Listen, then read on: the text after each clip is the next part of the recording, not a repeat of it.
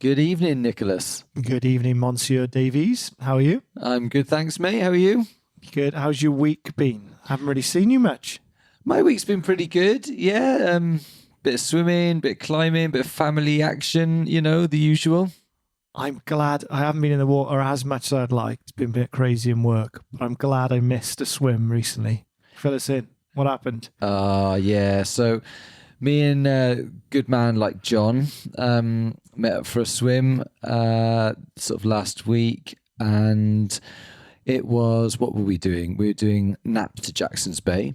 So it's one of our usual routes that we do, either kind of A to B or B to A. It was a small tide. So on small, neap tides, what that actually means around us in the Bristol Channel is that the currents turn quite early. So we knew that it was going to be a slow ride. We weren't going to have so much of a push as we normally do. And we were kind of prepared for that. But we got in, set off from the nap and started kind of making our way around. And something was up with John. John wasn't feeling very well.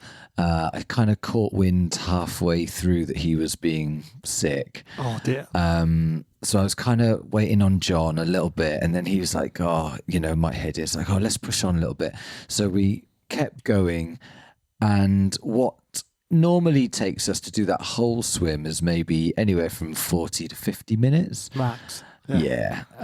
So it took us an hour to get to Nell's Point, which wasn't even like the end of the swim. So Whitmore Bay end of Nell's Point had taken us an hour. John was like, I'm not feeling well. I'm going to head in.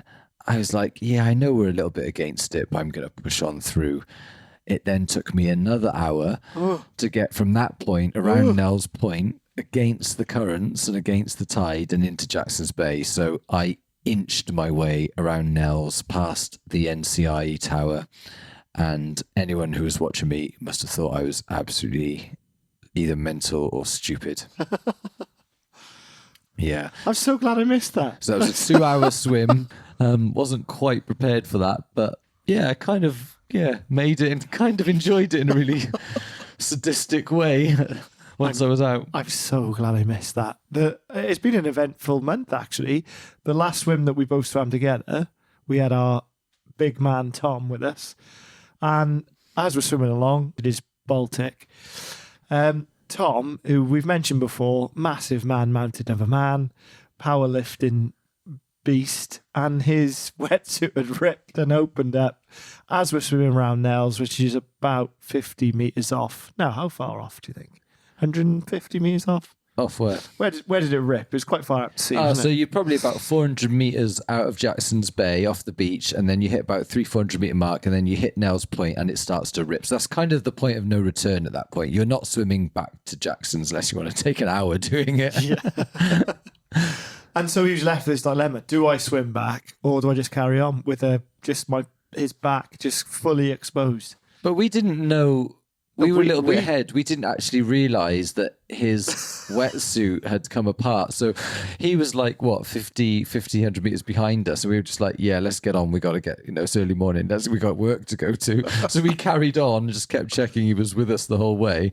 Got out at the other end and was kind of wondering why he was so blue. He was very blue. The onlookers, because where we park and the nap, usually quite a few oldies will go there. They'll start their day. And this woman was parked in her car just watching me trying to warm up John by giving him a big hug in the car, thinking, what is going on there? I've turned up to some random dogging spot. So a weird way to start it. Luckily, though, he is fairly well acclimatized to the cold, and he used to do a lot of skin swimming all year round, which actually kind of brings us to who we're interviewing today. Yeah, I mean, that was cold. I can't imagine what our guest went through when she did her ice swim. So our guest today is an absolute legend.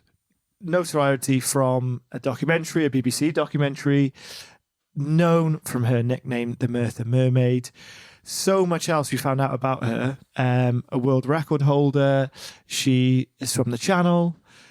Loads of adventures, and not just swimming related as well. So a real interesting, amazing interview. And as well, she's lovely and really funny. And her name is Cath Pendleton. Let's get into it. Welcome. I'm Nick. Croeso, I'm Bryce. You're listening to Swim Routes, An open water swim podcast.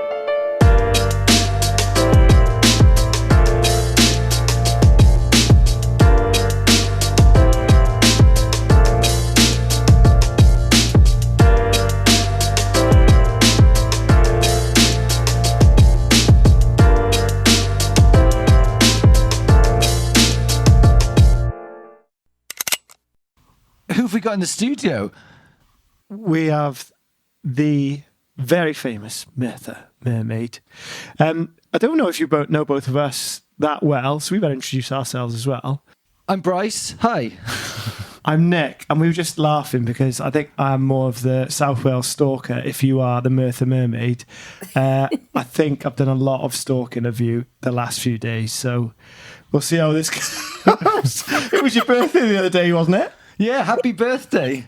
Thank you. He found out it was your birthday, so that's our first introduction is to sing you happy birthday, or should we skip that bit? No, I'll skip that bit. So happy birthday. And you've had a bad tooth as well. I've still got a bad tooth. It's rubbish. And I'm still on antibiotics, so no alcohol. Oh, no alcohol on your birthday. That's serious. Sucks. What have you been doing today? Ooh, today, well, I've had my Wi-Fi installed and I can talk to you. I've been unpacking because I've moved house. I've moved to Tredegar. And I've been to a pool swimming session. So I'm literally just in with soaking wet hair and a bright red face. And you haven't eaten anything yet. Have you had dinner? I had food before I went. Where have you been swimming in the pool? At Tredegar Sports Centre. Started going... I'm never going back in the pool. I'm never going back in the pool. But I started back on a Monday and Tuesday evening with Tredegar Torpedoes.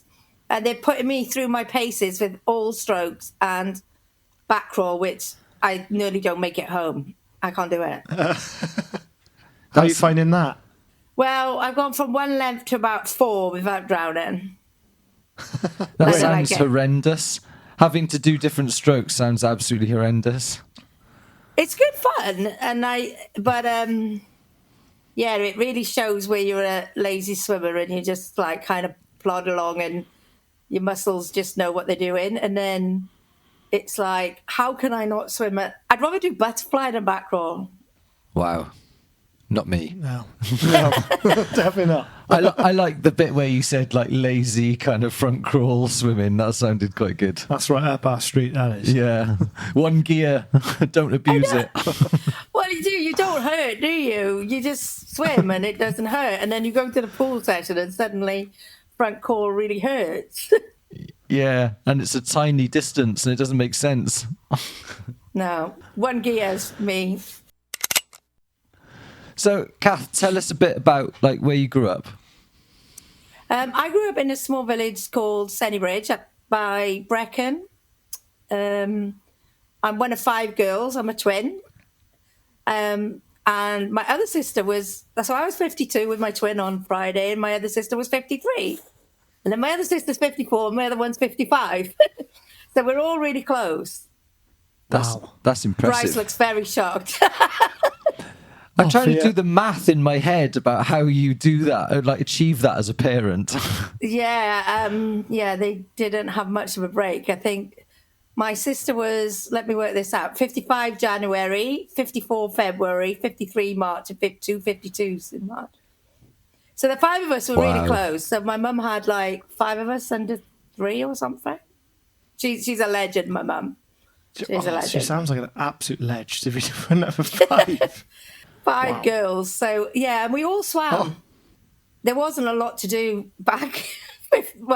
48 years ago, they built the pool in Sennybridge. It was attached to my school. So we all swam there. And I remember roller skating in there before they filled it. And so they taught you, they teach you to swim in school as part of like that? That's pretty cool having and quite rare having like a swimming pool attached to a school, isn't it?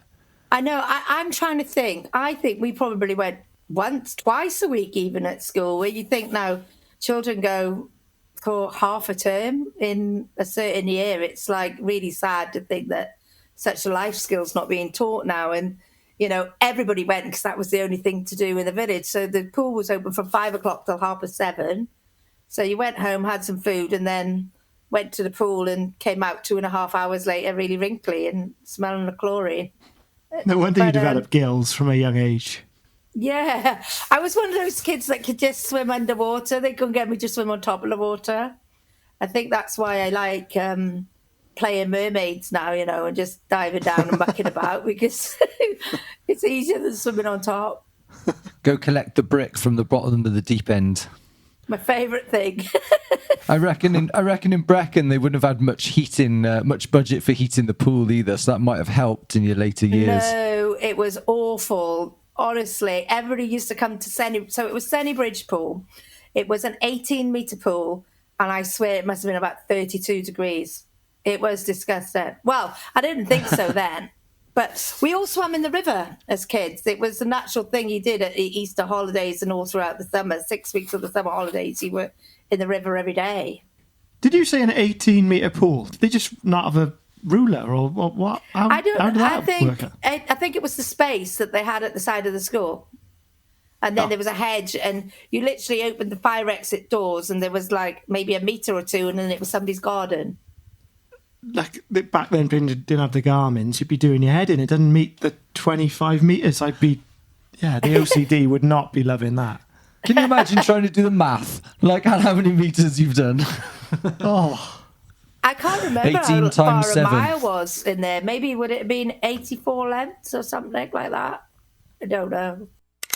So you've kind of started swimming in school. You messed about in the river. Like then moving into adulthood, how does swimming progress? Where did you go? Right. Well, everybody in our village joined what we knew was Bridge Swimming Club because we had really good pool teachers. They taught everybody in the village to swim. They put us through like your bronze, silver and gold. And then when you sort of progressed from there, probably about 8, then you were encouraged to go to Brecon Swimming Club, which was a 25-metre pool. And and obviously a lot colder. And all of us did that. And all of us went to Brecon Swimming Club. I kept going. My sister's dropped out a little bit earlier than me. I kept going until about maybe 11, 12. But then at high school, I discovered boys and smoking and things that were better than going to swimming. And I stopped going. I was just like, who wants to get up at 6 o'clock in the morning twice a week? That's not cool. And I really regretted it. And I tried to go back when I was 14 and I went to a club down in Swansea with my friend Kim, and I was rubbish. I was like a tadpole. But I went for a couple of months and I was just embarrassed because I was always last. And I don't even think it was the break. I think it was just I was never going to be a fast swimmer. And it's probably that sort of age where they start to find out who's going to be fast swimmers and not. You get away with it when you're a bit younger. But ever since then, I've always swam. That's been my go-to exercise. So I joined the Air Force when I was 3 days after my 19th birthday, actually. And that was the thing that I did in the Air Force in my spare time. I swam. And I just always swam. And then I've never stopped swimming. That's great. I mean, the Air Force would have given you some opportunities as well, wouldn't it? And just kind of, as well as broadening your horizons, it gives you that kind of quite regimented way of kind of structuring your time as well. So it makes you quite disciplined at whatever vocation you choose. That probably helps long term, doesn't it? I think so. I think it's quite funny now because I could never do it now. I could never have somebody barking orders at me and telling me to do ridiculous things. I'd be like, on your bike, I'm not doing that. But it was really good. It was really nice. I've met some lifelong friends. I was only in 3.5 years because I met my then ex-husband. I loved it. And to see the big wide world out of little Bridge, it was nice. Did you get to travel much with the RAF? I didn't even go on a plane. No way. I didn't even step foot on any aircraft at all. I went to Nottingham and London bases. Nowhere. Money I back. did swim for the RAF for a little while, but they were short of people, and I wasn't very fast.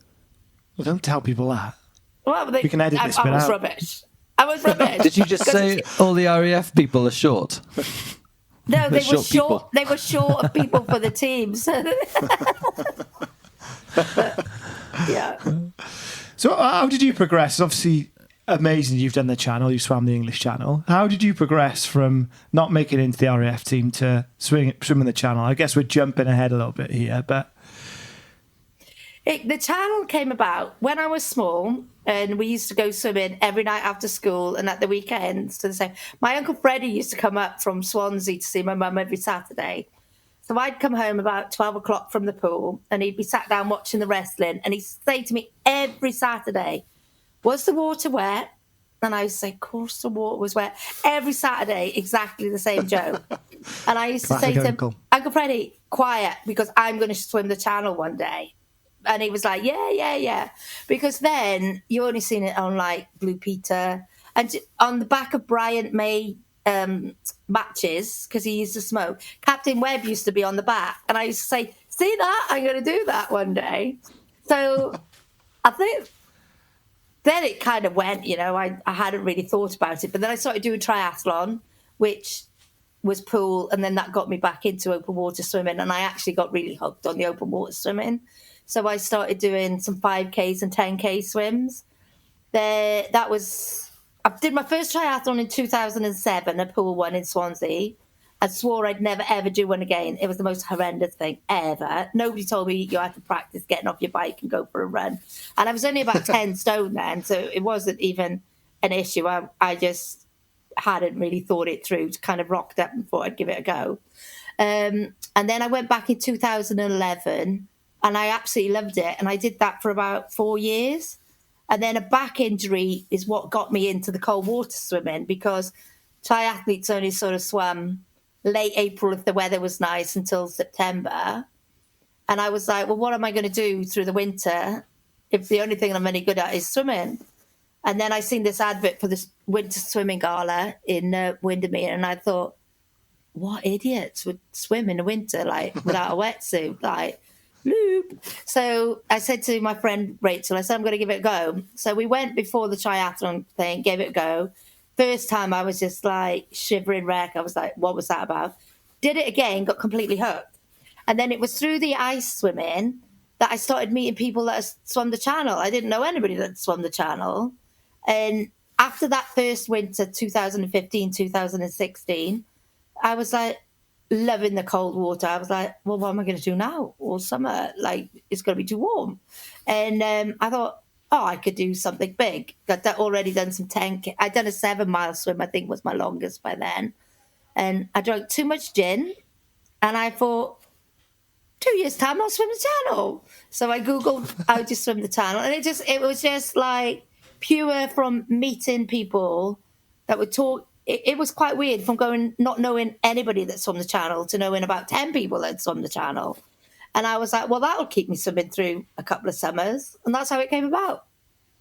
The best missions come usually from gin-based activities. So, yeah, I can relate Always. to that.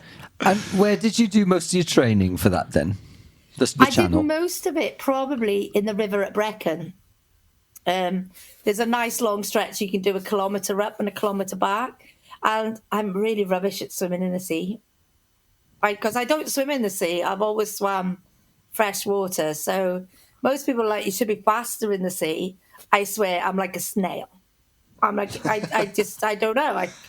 But I went to Durley swims a couple of times to do my long swims, my sort of 4 and 6 hours swims. I swam at Porthcawl, swam at Barry. But the majority of the time, just for trying to fit it into work, it was the river at Brecon, because I could, get in and do 6K, easily enough there, just up and down.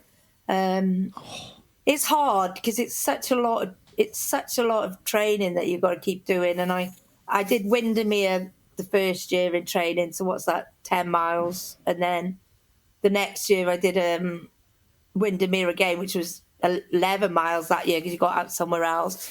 And I also did something called Hit the Wall Camp in Ireland, and that was amazing. I did a 10.5 hour swim there, and I'd been injured just before it. I got rolled by a wave in Langland, just lying on the shore, went to get up, and a wave just decided to pick me up, spit me out, and I damaged a few ribs. And it was the April, and my swim was in the September, and I wasn't allowed to run. I wasn't allowed to do anything for like 8-9 weeks. I cried every night for 2 weeks. A friend loaned me pain patches and she said, "You can only put one on." I had 5 on.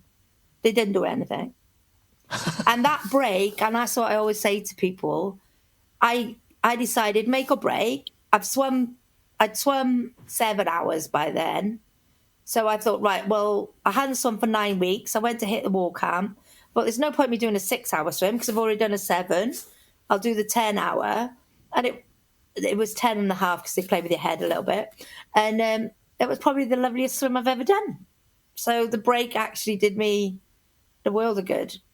I mean, there's such a thing, like if you look online when it comes to channel swimming, because it's a thing now, and there's all these training plans and people will sell you training plans, and, you know, there's so much like you've got to do this and you've got to taper for this, and the triathlon world is full of that as well, isn't it? It's like full of taper rules and, you know, all these like hit your numbers and all this stuff. And, you know, a rigid training plan doesn't allow you to listen to your body, doesn't allow you to recover sometimes. Like it's like all about hitting some sort of peak speed.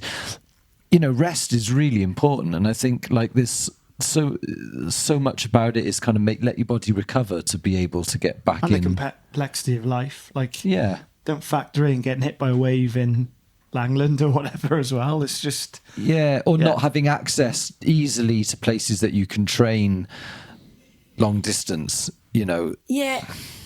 Obviously you have to put in a lot of hours, do you know what I mean? But I had those 2 years, but I also had the previous 3 years that I'd been swimming open water, so I had lots of 5 and 10Ks that I'd been doing regularly.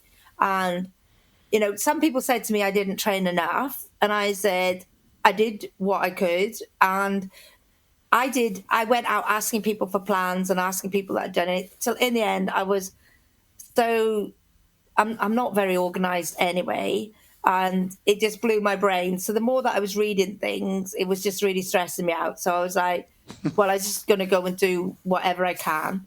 And I remember one person telling me that I had to train 80K a week. I said, I have to work full time, and do you know how fast I swim? So towards the end, I was probably averaging 35 to 40K a week, probably. And then somebody was telling me I left it too late to do my long swim. And I was like, well, I was injured. And I was like, oh. But you know what? It all worked out fine in the end. I got there. And you did it. I got there. Yeah. People seem to forget that on the day, like, you're going to step up to the challenge, and it's better to be sort of slightly underprepared than overprepared, because that's when you get injured, and that's when you kind of sacrifice being able to actually swim for enjoyment anymore. So it's kind of better to be slightly undergunned, I think. Yeah. I really liked my relay. If I'm honest, my solo was long and boring. I didn't even see a fish. We were asking for your money back there for sure. Nothing. What was it like? What was the solo like? Talk us through a bit of that. The solo was really funny, okay, because obviously I like to chops a lot, yeah? So on my boat, I had a lady called Jackie Cobell, who then had the I met her through ice swimming. She was at the first ever ice thing. She's a legend. The record's been beaten now by Sophie. She had the longest ever one-way crossing. I think she took 28 hours, 45 minutes. And wow. She came on my boat, and she's just wonderful. And I said to her, what's your top advice? And she said, keep your head down. Don't ask any questions. Don't look ahead. Just keep swimming. So I had this yellow hat that had like eyes on the front and have a nice day on the back. So I had Jessica, Roz, and Jackie on my boat. And I said, I tell you what then, I said, I won't talk all the way to France. All I'll say is thank you, have a nice day every time I come in for a feed. So they were like, there's absolutely no way that you can do that. So that was actually a bit more of a challenge for me to come in and just say, thank you, have a nice day. And also, I also had the big carrot being dangled that if I got across the channel that I might get the sponsorship for Antarctica. So I swam across the channel thinking, penguin, penguin, penguin, Uncle Freddie, I'm going to swim the channel. And it was long, and I was really sick maybe about 8 hours in. And I remember saying to my friend, I said, I know I'm not allowed to talk, but can I have some antacid tablets? And she was like, yes, okay, now get on. And I was sick as a dog. And Jessica just turned around to me and said, what are you waiting for? And I was like, I was really sick again. And then she said, come on, tactical vom, carry on. But you know how you build on experiences? I was really sick like that on Windermere because it was really choppy. And I think if that had been my first time ever being sick, I'd have absolutely freaked because I cry like a baby when I'm sick. So, it was just, but other than that, it was just a long way of saying, thank you, I'm having a nice day. Thank you, I'm having a nice day. So tell us about the GB ice swimming as well. Didn't you represent Great Britain in the ice champs? Yeah, that came about a little bit like the Air Force thing. So when the World Champs was going ahead, I mean, it wasn't popular. It's really good now. Lots of fast people are coming into ice swimming. But back in, gosh, when was that? 2019, I think. And Great Britain had 10 places for the 1 kilometre.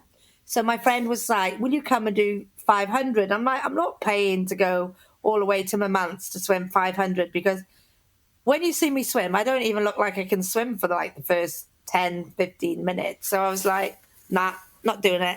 And then GB, because all the countries didn't take up their allocations, what the ISA board did then, they divvied up the spare places between the countries that had the most members.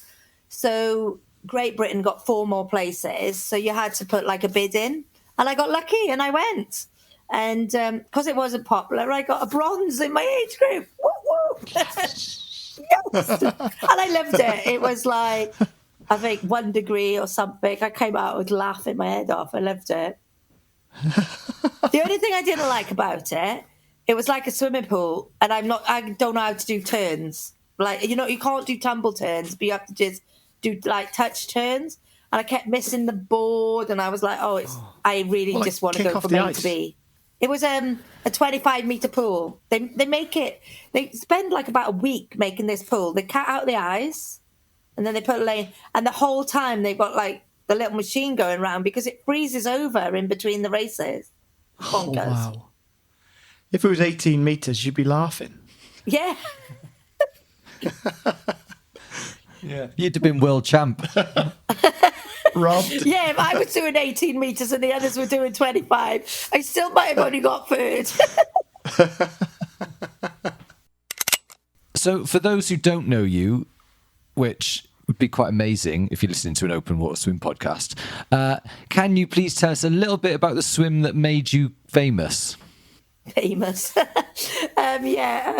So I started my ice swimming in 2015 and got to meet lots of lovely ice swimmers. And I met a lady called Jamie Monaghan, who's from the USA. She's like the Queen of Manhattan is her title. She swam the most amount of times around Manhattan Island in one go. And there's something in the international ice swimming called the Ice Sevens Challenge, which is where you swim an ice mile. So for anybody that doesn't know, that's a mile in water that's under 5 degrees with just standard bathers, hat and goggles, same as channel rules. And you have to do a mile in each of the 7 continents. And one of them has to be a polar ice mile. So I went to Poland in 2017, and that was the first time that I'd ever swum in a pool area that was cut out of ice, and I was amazed by it. And I met a guy called Jay Kennedy there, and 2 months later he put on Facebook that he was running this trip to Antarctica, and I was like, I was absolutely hooked on my ice swimming, and I was like, oh my gosh, just swimming the bottom of the world would be amazing. So I was like, I'd really like to come. It's in like 3 years' time. And he's like, it's going to be like about £10,000. And I was like, he said, have you got any money? I was like, nope. I said, but it's like 3 years. Do not even worry about it. So every couple of months, he's like, have you made any money? Anyway, a year later, Jamie Monaghan swam in Antarctica and became the first person in the world to have completed this Ice Sevens challenge. And if you Google Jamie Monaghan swimming in Antarctica, she's swimming in the sea and it's like a glass lake, right? It's just flat calm with icebergs floating around her. She's got the most beautiful stroke. She's so elegant. And she's swimming along, and then there's penguins going along behind her. So after I seen that video, I was just like, I need to go to Antarctica, and I need that video. So I was really lucky that I got sponsorship for the channel. My friend Tanya, that I'd run a 10-mile race with years ago, had said to me, I was bumping my gums about nobody sponsoring me. She said, I'll ask my boss if he can sponsor you. So Source Insurance in Penarth, they sponsored me for the channel. But when I went there, I was like, but I really want to go to Antarctica. And they were like, well, just, calm your guns, love. Get across the channel. So luckily I got across the channel, and then they were kind enough to say they'd sponsor me again, the same. And Young Seafood came on board as well. So I was just really lucky. Just connections with a friend got me in a meeting with Young Seafood. So I was definitely going to Antarctica. And then just by chance, they'd had a new marketing manager at Source. And they said, we want you to go for coffee with her. And this time we didn't really do anything with you. We want you to, like, if we're paying this money for you to go, we want to give our company something back. So I went for coffee with Joanna, who happened to be married to James from the BBC. And she went home and said to her husband, you'll never guess what happened today. I've met this crazy bird that's going to swim at the World Champs, and then she wants to go to Antarctica. And I've got to, come up with some sort of plan of, how we're going to advertise it and blah, blah, blah. And James was like, oh my gosh, I need to meet her, because he'd already decided he wanted to make a series of documentaries about just ordinary people in Wales doing extraordinary things. Met him. He gave me a GoPro to go to the World Champs to try and convince his bosses. He came back. I had footage of ceilings, floors, as you can tell by my technology. And then they were like, oh, we don't know who she is and what's ice swimming. And James was adamant that he was going to do this. And then they were like, well, just keep following her. And James was like, tell me your every move. And do you know what sold her? The freezer in the shed. So Jay Kennedy had said to me, I said, look, if it's not going to be cold enough, I'm going to get really worried. Because before Russia, everybody was sitting in ice baths because the water was too warm. Well, I borrowed one from the university, sat in it 3 times and gave it back. I was like, stuff that. It's awful. So I said, but if we have another mild winter, I'm going to die in Antarctica. So he said, oh, do like the Australians and get a freezer. And that was the moment that changed BBC's mind. Just on my stalking, didn't you go on bargain hunt as well to try and raise some money? Well, there is a bit of a story there. It's even worse than bargain hunt, right? So I did go on bargain hunt. Do you know Sarah Hunt? Yes. She swims. Yeah. So we went on bargain hunt. And that's the story, not for you. That's another story. I'll let Sarah tell you. But I also went on another program called Cannonball, but it was on ITV. Okay. And when I seen it, it was like a scaled down version of Total Wipeout. And it was in Malta. And I managed to get myself on the Christmas edition because I was the ice swimmer from Wales, because I had my little thing then of the first Welsh woman to do an ice mile, and I'd been filmed at Keepers, and it was on the news because, it was rare then, wasn't it? It was like, oh, there's some lunatic in Keepers. And I seen this program, and I Googled it, and they were looking for people to apply. And in Australia, you won $10,000, right? So I was like, oh, I'll go on this program then, and I'll win. This is before I got my sponsorship. I'll win 10 grand. Happy days. Antarctica's in the bag, right? So I get on this program, went to Antarctica, went to Malta, completely petrified of heights. So I had to climb up this scaffolding that wasn't even safe. I go down these. Well, you can still watch it probably on YouTube. They nearly killed Santa. They broke all his ribs. Oh, it was bonkers. It was.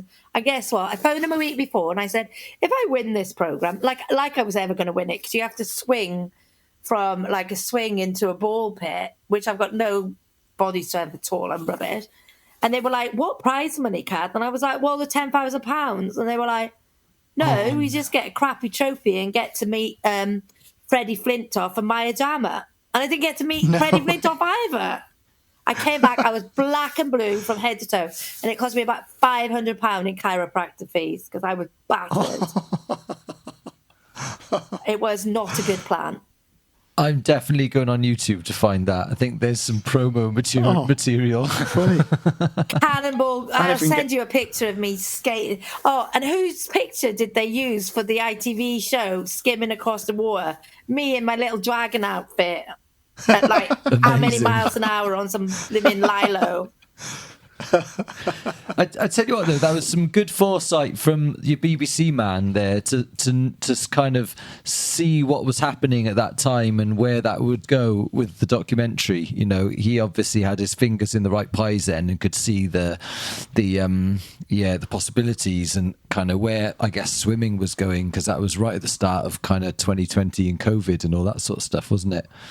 Well, I don't think he knew then, because we're filming for like 18 months, 2 years before then. It was just, I think, like his bosses were, well, what's ice swimming? Do you know what I mean? It's like, who does that? And James and I forged a really good relationship. You know, he was so funny, and, you know, he was determined that he wanted to do it. And and then eventually I got this freezer. It was the hottest day in July. And he says, my boss wants to come and see you sat in the freezer. And I was like, what? And I was like, okay. By the time they got there, like 12 packets of ice had melted. But James did it all on his own. He had to come on his own. He had to make like little sleeping bags and stuff for his cameras so that they would work. I think. Fair play. And what happened was, it was going to go out in May, and because of lockdown, they couldn't make it. So the timing was perfect. So if it had gone out in May, I don't think it would have had the same response because it was summer. And then by the time they had to like edit it from their homes and stuff, because nobody was allowed in work, were they? And he originally thought he'd have an hour, and then he got his 28 minutes. But when it went out in December, everybody had started outdoor swimming. So it was winner. He just wanted an adventure, didn't he? He heard Antarctica, realised he could probably blag a trip off the BBC. No, he's afraid of boats and he doesn't like the cold. He wanted a free freezer. He just thought, oh, when she's done with that, I'll have the freezer. He basically he saw like an Eddie the Eagle kind of moment, didn't he? Like, that's basically like the female Edwina the Eagle. About making a film about it, and they were like, we'll do it like Eddie the Eagle. So yeah, he probably did have Eddie the Eagle in the back of his head. Love a character in Wales, don't we? Love a hero, a local hero. Oh, honestly, I couldn't believe it when it went out in Wales. Everybody was just so lovely. It was bonkers. It was so well received. It was lovely. Did you how did you manage to stay focused? Like, you obviously had your own goal. Was that enough to keep you focused on like all those times when I just can't be bothered today to sit in this freezer for however long, or I can't be bothered to go swim in keepers, or, you know, was that difficult? Because obviously you're a parent, you're juggling work. You know, it's finding motivation for this stuff is hard work at the best of times. Sometimes to stay regular. I mean, how did you find that? Do you know what, Bryce? It's so funny that you should ask that, right? Because I went swimming with two of the Dippy Dragons. There was four of us when we started this in 2015, but one couldn't come yesterday. And I just said, and I've come to reflect on it since, because I've been through a bit of a tough time with the menopause, and it never felt like training because I loved it. And I've hardly swam this winter at all because I haven't really got a goal. Last winter I did, because I was training for I was going to do an English Channel relay. And do you know Sian? Do you know Dr. Sian? Yeah, her and I trained really hard stuff. It was bonkers. So last winter I did train a lot, and now I like if it's raining I don't go. Whereas when I was training for Antarctica and stuff before, and I said to Vicky, we didn't even question the weather. We just went, and it never ever felt like training. The sitting in the freezer, on the other hand, that was. Rob's my ex. He used to say to me, "Cath, you need to get in the freezer," and I used to say, "Rob, I've been swimming. I don't need to go in the freezer," because he absolutely loved it, And I think I haven't got my freezer now because I moved, but all through lockdown, I thought I was going to go to Russia in the May, and I went in that flipping freezer every night from December through to February. I got back in the water in March at 12 degrees and I was freezing. What was the point? Was that all for acclimatization then? Well, I think what it did was when I first got in 0.5 at Keepers is officially colder than Antarctica, I reckon. I did about 5 minutes. This was in December of 2015. There was ice on Keepers and I just had to get in. And I swam for about 5 minutes, just a bit of head up breaststroke and thing. And I got out and my fingers, they were killing. And I lost the sensation in my fingertips for about 3 months. I really couldn't feel them. And when I went to Antarctica, I had no damage from swimming in 0 degrees. So I think that's where the freezer, and I think the freezer was really good mentally, because when you really hate doing something, yet you've got to do it. And I think I say in the Merthyr Mermaid, if I don't sit in this freezer. And I was scared because we did have such a mild winter before Murmansk, before the World Champs. But it's like anything. I'm fine with the cold swimming. You've got to keep going. As soon as you don't go, it's like back to square one to acclimatise again. I'm quite interested in how you mentally dealt with the environment, like sort of the idea of killer whales. It's a long way from Keeper's Pond and the crayfish or whatever that you can't see in the murky tea coloured water to sort of like crystal clear clarity and this amazing wildlife around you. I mean, that must have been quite an incredible experience. How do you deal with that mentally? I think I live in a fluffy world, first of all. So every time I was going to say I was going to Antarctica, which I was bumping my gums for it for about 3 years, people would pull up on their computer, have you seen leopard seals? Do you know a leopard seal's killed a diver? Everybody just talked about leopard seals. Nobody ever talked about any other wildlife. It was just leopard seals. So I went there convinced I was going to get eaten by a leopard seal. So I was like, I'm going to paint daisies on my legs, wear a really bright swimming costume, anything that I don't look like a seal, right? Or penguin or whatever. But then I've got a friend, Jane Hardy, that lives up in Northumberland. She loves seals, okay? She rescues them. And she's like, they're not going to eat you. They'll be fine. So she made me go up to the Far Islands to go swimming with seals. So, like when we're swimming on the Welsh coast, sometimes one will brush you or one will pop up.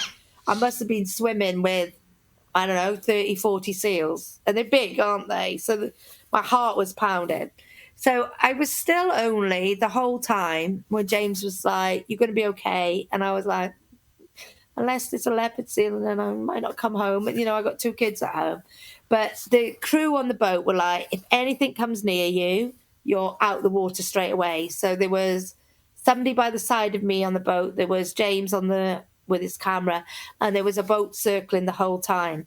So when you obviously the Merthyr Mermaid, I was just about to go down the stairs to go to the boat, and they shout orcas. So every time anybody spotted any whales or anything, everybody would run to the side of the boat that they could see them.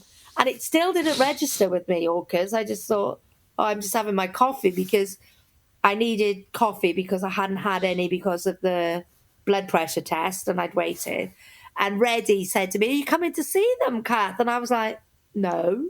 And he was like, they're just big fish. But it still had not registered these big animals, orcas, because I was still just ingrained in my head that leopard seals were going to get to me. So I even got in the water, and I still wasn't entered my head about orcas. I was just like, okay, the course changed because they disturbed all the ice. But it wasn't until I seen some footage after of the orcas, and the sea was bubbling. There must have been 30 to 40 hunting orcas teaching the young to thing. And I said to James, James, oh my gosh, if I had like engaged a gear and seen those, I don't think I could have got in. And he was so sweet. He said, Cath, you were so focused. You probably just kissed them on the nose and carried on. So now I think, when I was thinking about going to the Arctic, I'm really scared of wildlife now because obviously polar bears. But it's like, I don't know. I just, in my little fluffy world, I was okay. I like how you called them orcas and not killer whales, the killer variety of whale. But apparently, and also, you don't even like swimming in the sea, but I'll just rock up to Antarctica and jump in with some of the biggest animals on the planet. Did you colour your goggles in like coffee coloured just to make it feel like home? No, the water was just the best. But I was swimming along, and it's like different layers of blue, and I was drinking it. It was just lush. And then at one point, a little fleck of green floated up towards me, and I was like, "Oh, what's that?" And I was thinking, "Oh, it looks like a bit of moss or fern or something." And then my brain went, "Oh my gosh, if it's that clear, I'm going to see something really quick." And I was like, God. Sing a song, just swim, just keep swimming." So, and some of the pictures you went around. The weird thing was, I jumped in, and everybody was like, "I can't believe you jumped in off the boat," and I was like, well, there was no other way of getting in. But normally when you get in, water under 3 degrees, even under 5 degrees, your hands are like... I jumped in and I didn't have any of it. I think I was just absolutely pumped with adrenaline. And then I was more frightened of not being able to get on the rib because I'm not small, am I? And your fingers go like fat sausages.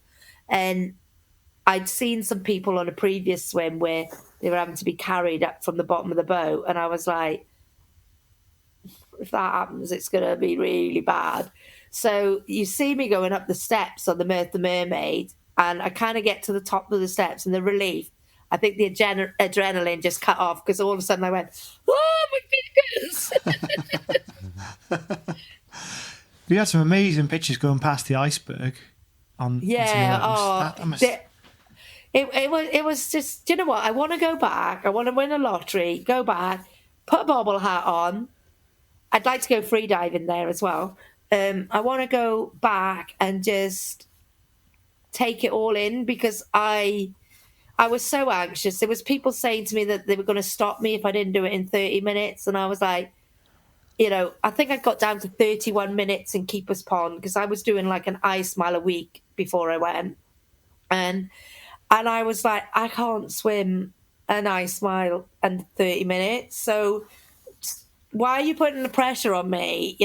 By all means, if my stroke changes or I'm in danger, get me out of the water. But don't put unrealistic goals on me. And Jane was really good. She took me aside and she was like, Cath, you've totally got this. You've trained.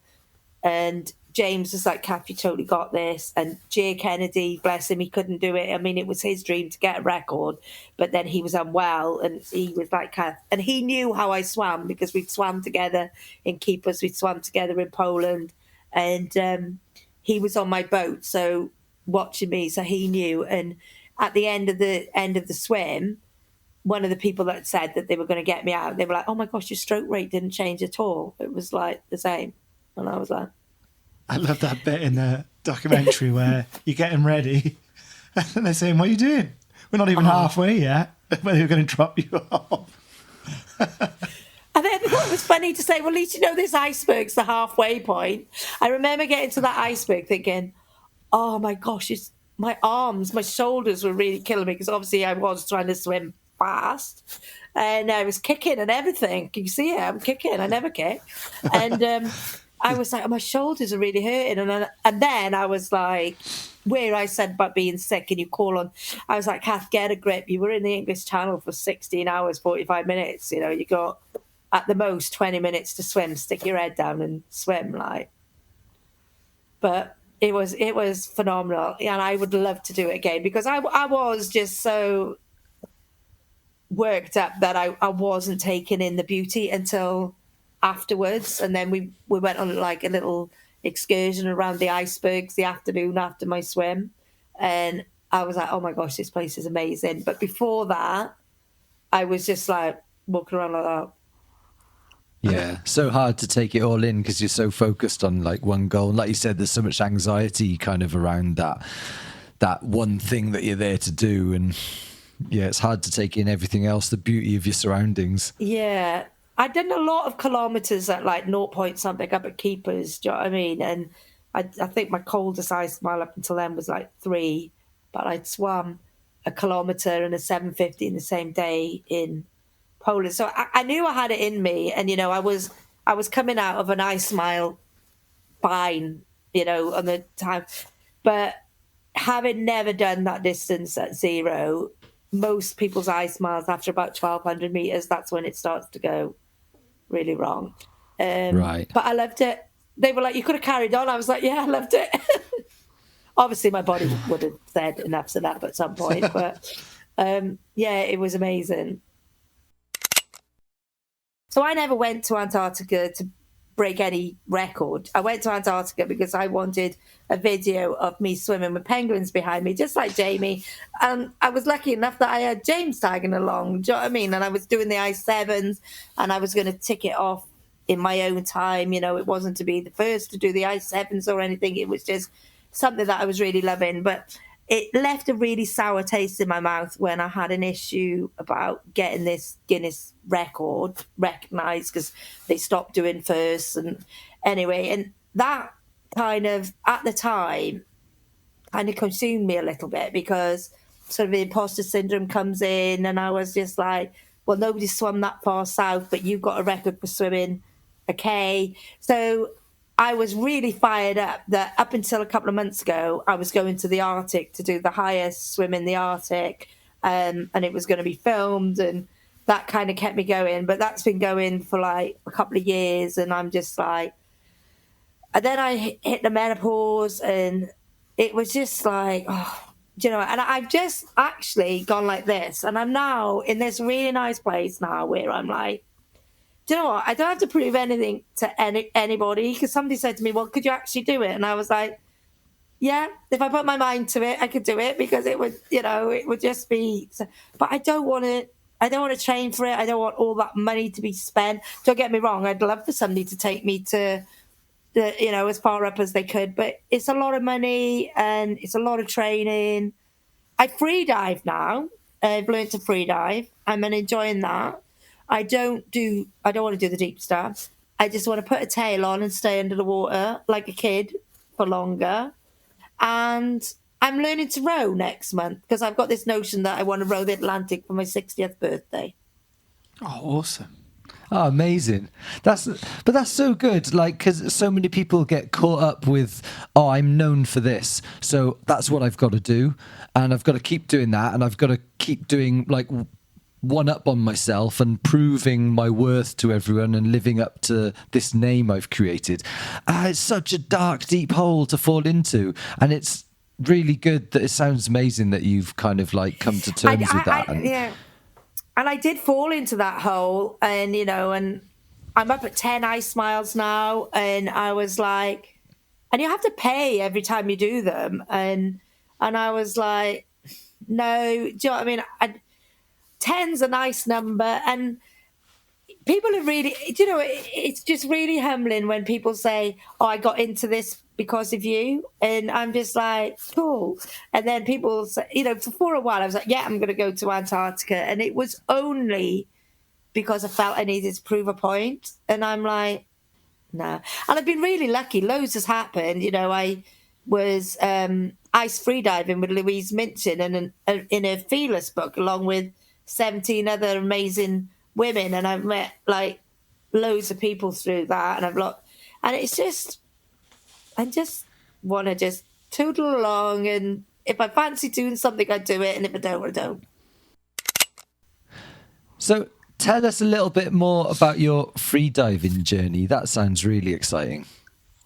My freediving journey. Yeah. So have you seen My Octopus Teacher on Netflix? Your octopus t-shirt? No, My Octopus Teacher. Have you watched that on Netflix? I was like, I haven't seen your t-shirt. Yeah, I have seen My Octopus Teacher. Yeah, it's a really good little documentary. Yeah, well, I'd always wanted to sort of free dive, and I've got this mermaidy bit in me, because in the summer at Brecon, I come out with like about 25 golf balls. I just dive down for golf balls and treasure. I don't bother swimming. So I'd watched this, and I'd inquired about the course, and then I watched that, and they phoned me back, and it was in lockdown. And she said, we've got a place on the course, and it was quite expensive. I was like, I can't afford it. And she was like, well, it's, and I was like, oh no, we're in lockdown. She said, no, it's education, so you can come. So I was like, yeah, sign me up, anything to get out of the house in lockdown, wasn't it? So I went the first time, and to pass, you had to dive down to 10 meters, and you have to rescue somebody from 10 meters and bring them back up.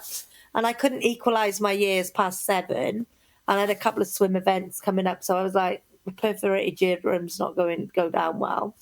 So I was meant to go back in the June. Then I fell and broke my foot on Pembroke Coastal Path just as we come out of lockdown.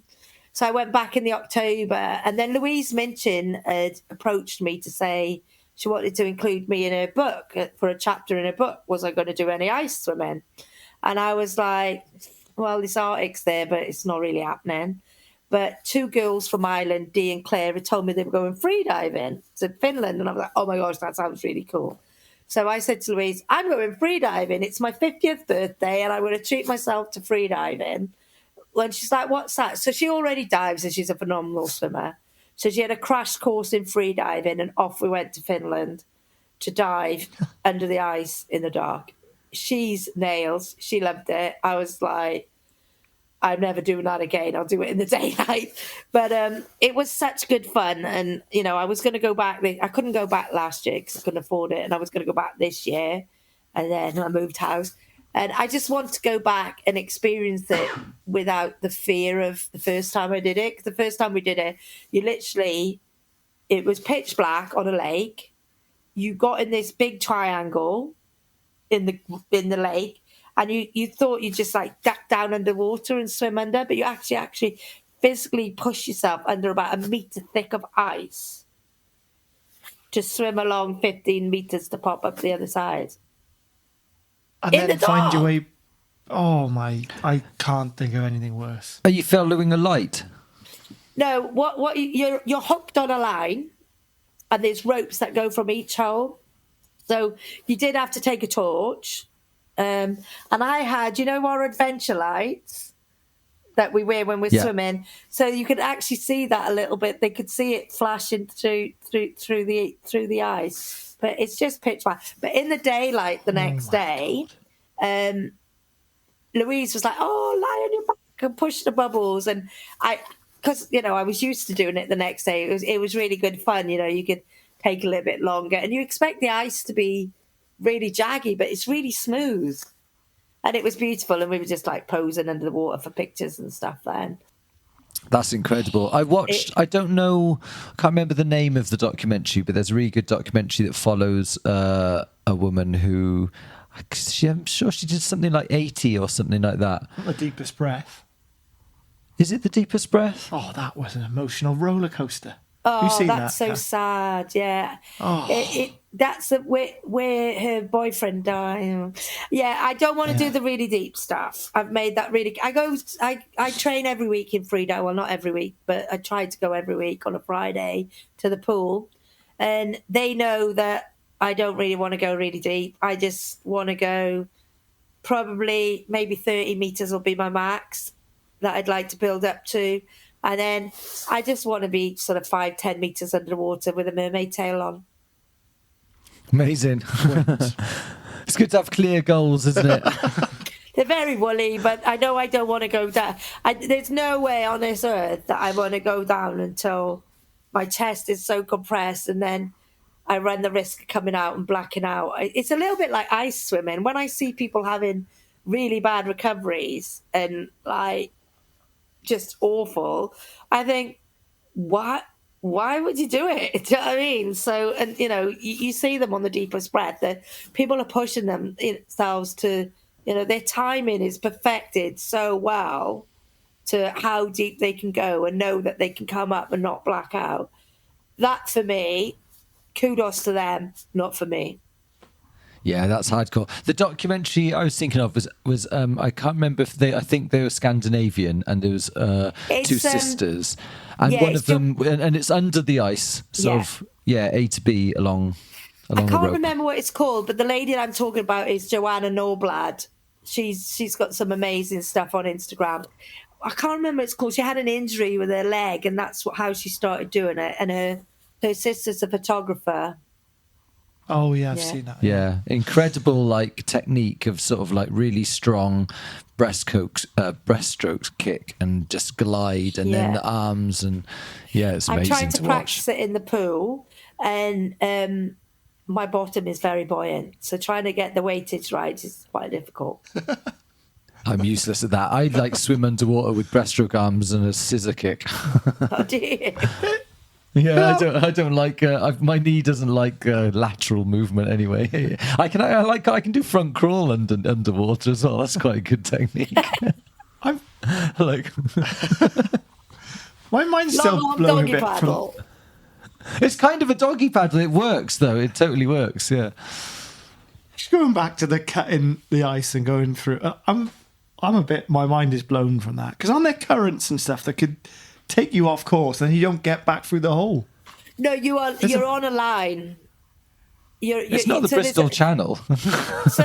so there probably are little currents in the lake, and that's when I see some of these people jumping in ice, and I'm just like, oh my gosh, you're crazy. No, the first thing before you even leave, you have to say that you're secured on the line. So there's a rope that you're linked onto that goes from the one hole to the next. So you can only go along that line. Do you know what I mean? And you're linked to that line, so you can't. And even like when everybody's underwater, sort of, but they do all funny things. I didn't, because I wasn't that brave. But you have to be linked on the line for safety. You've got to be linked on the line. But it was a really cool experience. So my 50th year, I did that, and I went to Cornwall to do my Ocean Mermaid course, a 2-day course. Oh my gosh. You think, just put tail on and have a swim about. It is rock hard. Rock hard. What's hard about it? Because your legs are stuck together in this monofin with a tail on it, and you've got to keep beating to keep yourself afloat. And what was really nice about being able to free dive, I think for the mermaid course, you still have to be able to go down to either 3 or 5 meters to pass to rescue people. Because it was my one and only TikTok video, but I've got a couple more now, is me doing with the tail. And it was just so lush, because I'd done the free diving. So I was able just to be at about 3 meters, just swimming along. It was really lovely. You've got to think graceful thoughts as well if you put on a mermaid tail, haven't you? Yeah, You've got I'm to try not the best looking mermaid. Swim as gracefully as possible. And my dolphin kicks are awful. Yeah, the lady that taught me is called Mischief Mermaid, and she's got long blonde hair, and she's beautiful, and she's got a beautiful couple of grand silicone tail, which is it's another world, the mermaid world. Yeah, didn't even know there was that world. Yeah, it's a whole new world. I've caught snippets of it. It's pretty wild. There's definitely a mermaid theme I'm seeing with you. Where's this come from, do you think? Is it from childhood or Ariel, Disney? Where's it come from? No, where's the name coined? I think it stems back to, as a child, I was one of those children that could only swim underwater. Do you know what I mean? It took them ages. You see kids all the time, don't you? They just swim along, pop up, take a breath and go again. I was like that. Was it like Jones the Bread or Die the Death? Was it like Cath the Tail? Cath the Tail. Cath the fishtail. Yeah, I don't know. I think there's just something lovely about being under the water. Have you swum at Brecon River? I have, yeah. Yeah, and it's I don't think I have. usually really clear there. And in the summer, it's like full of golf balls, which does worry me that if you're swimming along one, hits you on the head. But yeah, I found I just like, especially when you're coming back with a current, I'm just like down underneath and just like pop up down underneath. It's just really nice. It's just like quite childlike and nice. I'm quite curious. Obviously, we know who you are, and we're like, you know, the Merthyr Mermaid. It's a very local thing. Obviously, I think it was the documentary go out on BBC Wales, or was it kind of BBC wide? Well, it went out on BBC Wales first of all, and then it was so well received it went out on BBC One on Our Lives in the July following, and BBC Wales have put it on a couple of times, which is brilliant for me because it stays on iPlayer. Yeah. So with that, like, how much, you know, does your sort of name or your kind of like recognition travel outside of Wales and the UK? You know, do you get people that you know, when you travel abroad, do you find that a lot of people know who you are through you know, either the ice swimming world or, you know, the kind of ice mile world or any of that, like the documentaries? Yeah. How much sort of recognition do you get outside of the UK? I don't think that much really, because people outside the UK couldn't watch it. But Yeah. I've lived in Belgium and I've lived in Germany, and I've got loads of friends all over the world through ice swimming.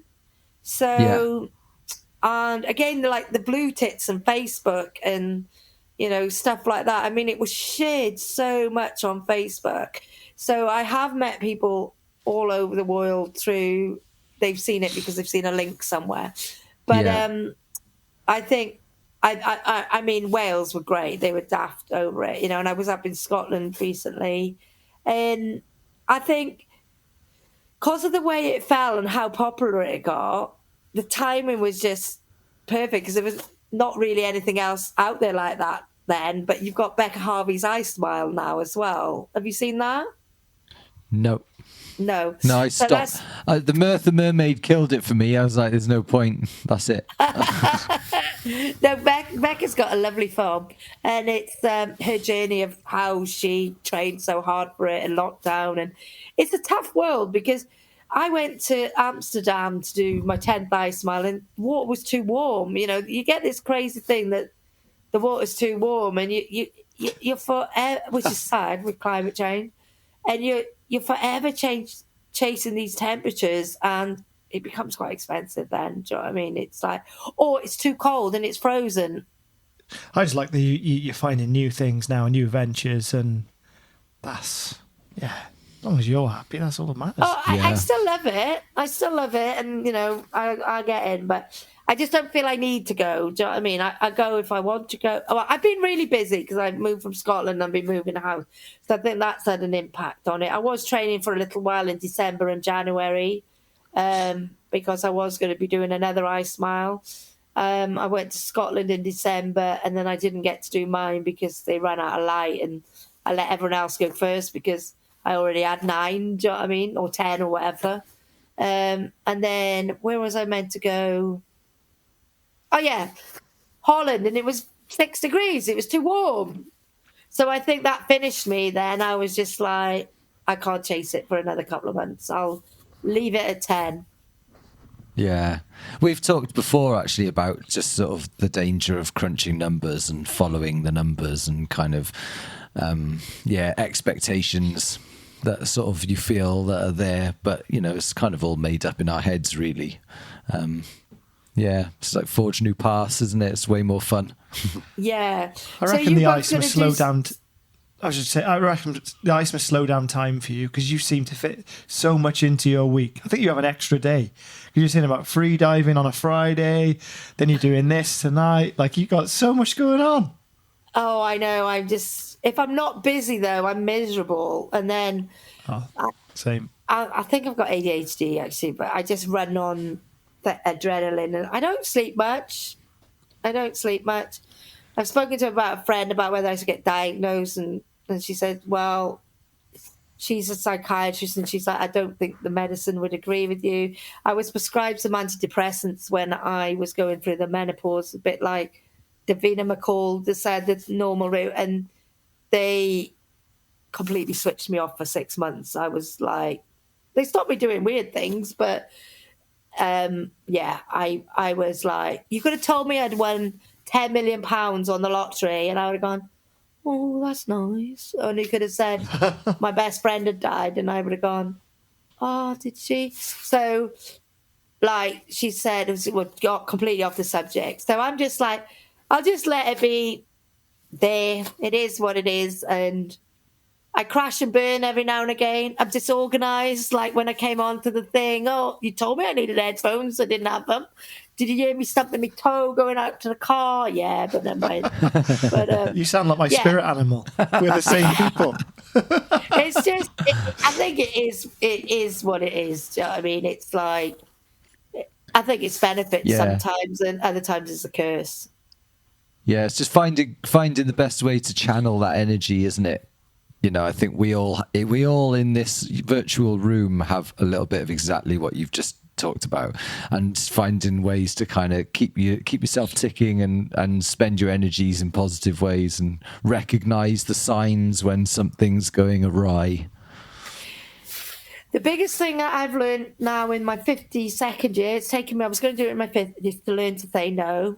And I'm just like, if I don't want to do something, I'd say yes to everybody, and I'd double book myself and like do things that I didn't really want to do, but I just do them anyway. And now I'm just like, I think just mellowed out a little bit. My twin is really mellow, and she's like, oh my God, I can't believe how you've changed. She said, you know, this time last year you would have had that complete meltdown, and I'm like, now, oh yeah, life happens, yeah. But I think it's really just good. It's nice. It's nice to have this feeling, and I hope it stays.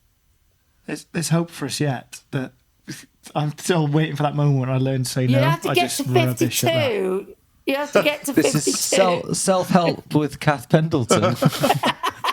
The guru of no. Dear I'll be having a meltdown next week now, and it won't be lasting.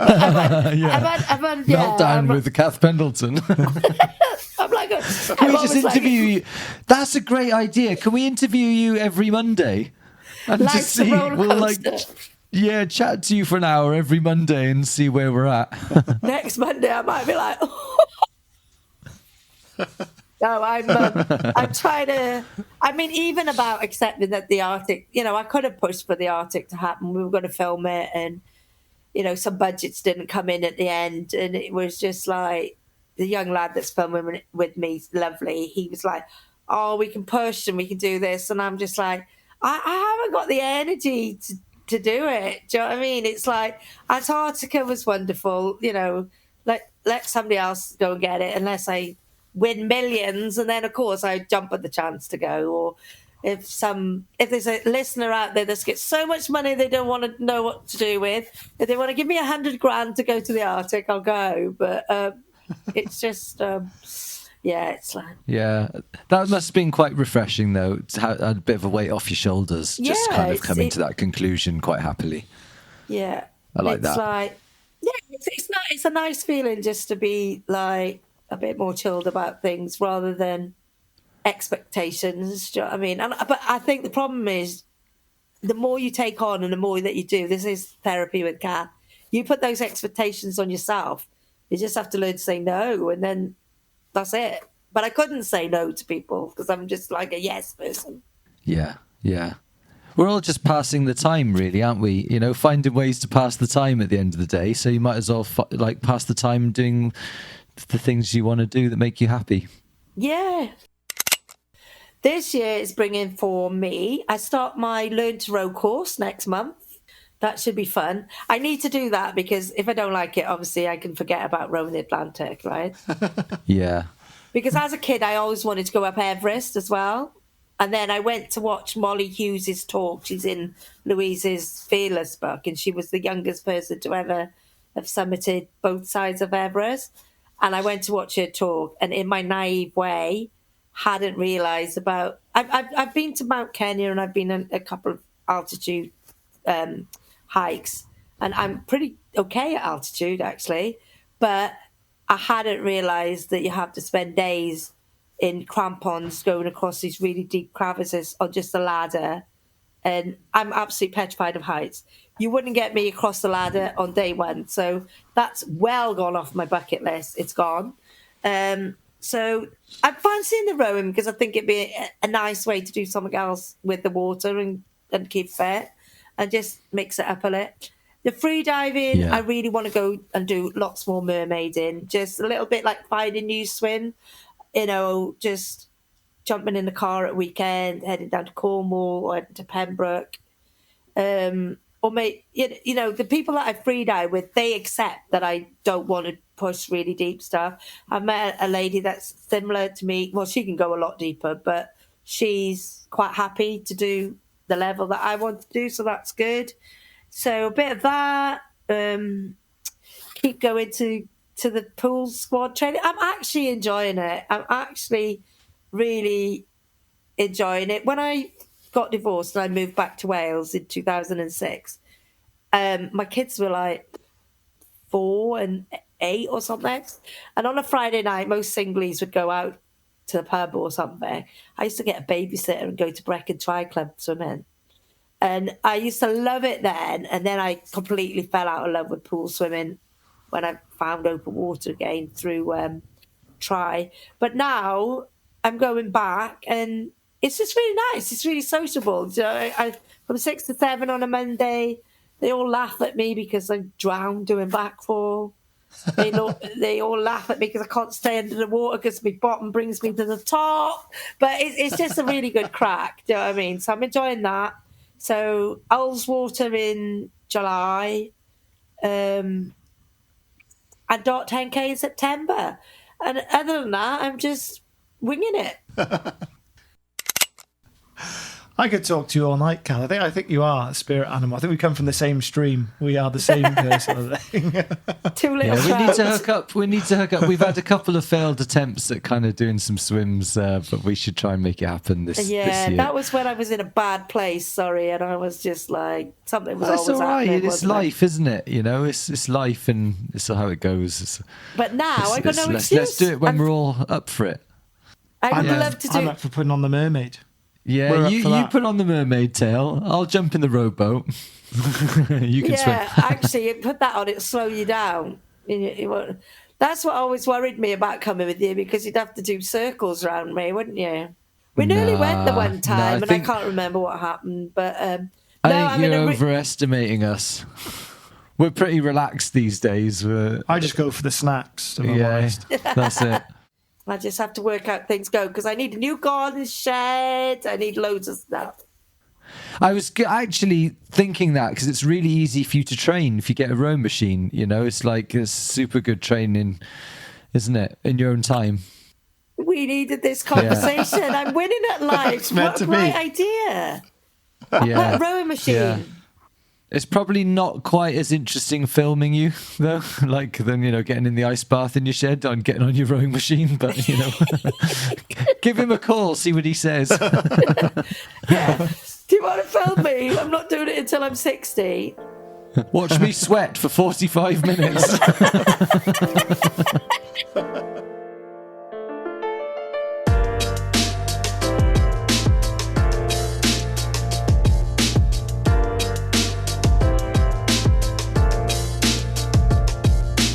Swim Roots is a production brought to you by Swim Wild Wales and SWA, Swimmers with Attitude. Your hosts are me, Bryce Davis, and Nicholas Young. Additional production and original music by Tom Clugston.